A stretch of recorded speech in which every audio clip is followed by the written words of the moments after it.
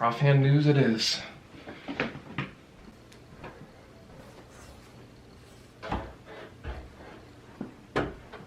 Well, I can't say I was expecting to do this today, but you never know when Disney's just gonna release an entire news bomb on a Thursday morning. So here we are, you get 2 videos this week. So Disney and Scott Gustin and Brooke McDonald all released just a bunch of EPCOT concept art and plans for World Celebration this morning, and I am Mr. EPCOT, so I figured I would talk about it. Guys, the Festival Center is dead. Oh, it's not as bad as it sounds, okay? The EPCOT Festival Center, the mushroom-esque giant multi-leveled one that we were going to get before COVID hit, has been canceled. But we are still getting a festival center, just reimagined. So the new plans replacing where the festival center was going to be call for a place called Communicore Hall and Communicore Plaza. And can I just say, I am so happy that they decided to keep the Communicore name. Communicore is gonna be around in new EPCOT. That's really fun to hear. Now, Communicore Hall is described as a purpose-built exhibition hall and gallery space, and will include demonstration kitchens, a mixology bar, and next to it, a new Mickey and Friends area where guests can meet and greet characters. That's from Brooke McDonald on Twitter. She follows me. Hi, Brooke. Thank you for this news. I'm very excited. Now, it's not like explicitly confirmed that this is a new festival center, but I mean, it's like mixed use with rotating things, a mixology bar, rotating, mixed use, EPCOT. All of this points to it being sort of a replacement for the mushroom-esque festival center that we were going to get. But more specifically festival related, in World Celebration is the festival stage, where live music and demonstrations can happen. Live music in Future World. Never occurred to me. It's gotta match the vibe, right? Do you hear the music that's playing right now?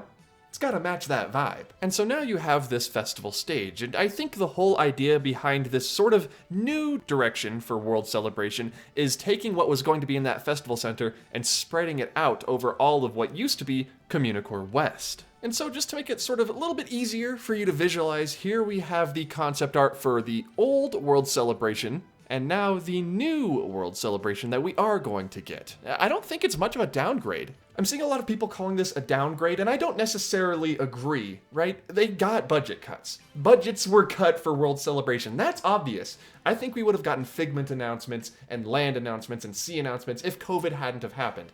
Obviously, they're not getting as much money as they once were, but instead of going with something cheaper, instead of canceling it and maybe going with something that's a little bit uglier, a little bit cheaper, they didn't go with cheaper, they went with simpler. And simpler isn't always worse, okay?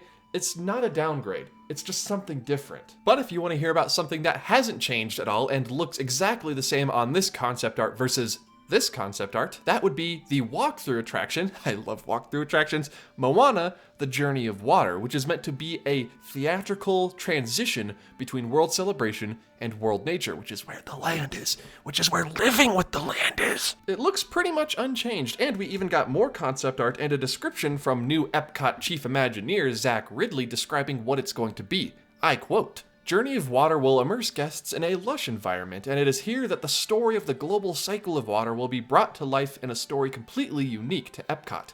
We're creating an outdoor attraction for all ages, where you will be invited to play and interact with water as it travels from our skies to our oceans and back again. The spaces and experiences within were inspired by Moana's friendship with water and her devotion to protecting nature around her." So yeah, Journey of Water's looking really good. They actually just began the rock work on it just a couple weeks ago. I'm going to say it's going to be open in time for the 40th anniversary by the end of this year in October. Nothing in particular is telling me that, I just think that's going to happen, because it's coming along really nicely.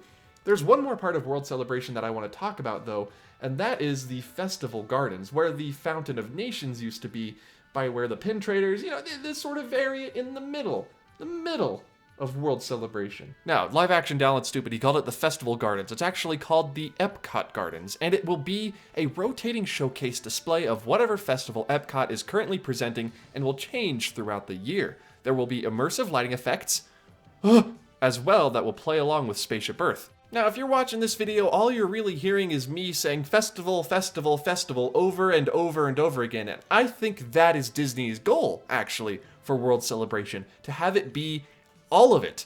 a festival hub, mostly relegated to Communicore West, but you know, some of it's in the middle there too. I'm really interested though in those lighting effects that they talk about would play along with Spaceship Earth, because if you've been paying attention, over the last couple of months, depending on what festival's going on or what time of year it is or what day it is, special limited time, nighttime, sort of mini shows would play on Spaceship Earth, like the Muppets Rainbow Connection one.